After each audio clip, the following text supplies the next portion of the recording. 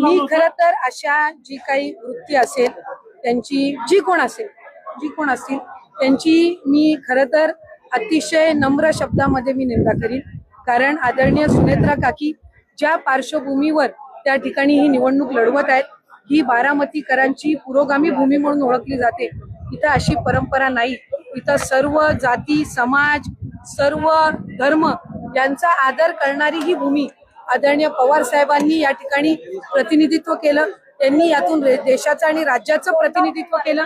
आदरणीय दादांनी 6 वेळा उपमुख्यमंत्री म्हणून त्या ठिकाणी याच मतदारसंघातून निवडणूक लढवली। अनेक दिग्गज मंडळी याची या भूमीला पार्श्वभूमी लागलेली आहे।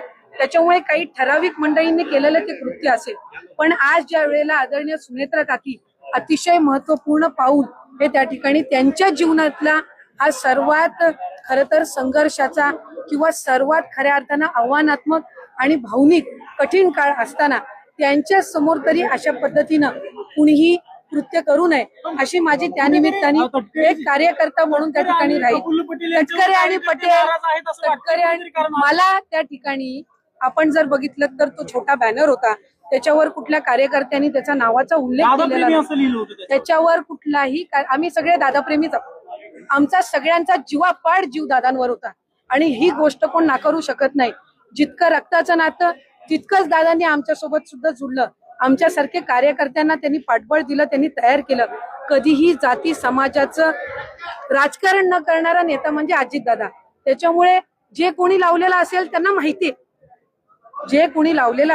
माहितीये, पण बारामतीच्या भूमीला ते शोभणारं नव्हतं एवढं मी एक कार्यकर्ता म्हणून सांगू इच्छिते। आणि तटकरे साहेब असो, प्रफुल्ल पटेल साहेब असो, भुजबळ साहेब असो, मुश्रीफ साहेब असो, धनंजय मुंडे साहेब असो, दिलीप वळसे पाटील साहेब असो, कार्यकर्ता म्हणून आम्ही सगळे असो, आम्ही आदरणीय सुनेत्रा काकीच्या पाठीशी आम्ही ठाम पद्धतीनं आहोत।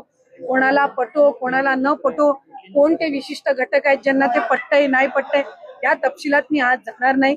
कारण आजचा दिवस आमच्या सगळ्यांसाठी सुद्धा अत्यंत भावनिक आहे। त्याच्यामुळे माझी सगळ्यांना विनंती राहील की बारामतीकरांची ही विचारधारा नाही, ही माझ्यासारखा एक कार्यकर्ता माहितीये। आम्ही बारामतीचं उदाहरण हे संबंध राज्याला आणि देशाला देतो।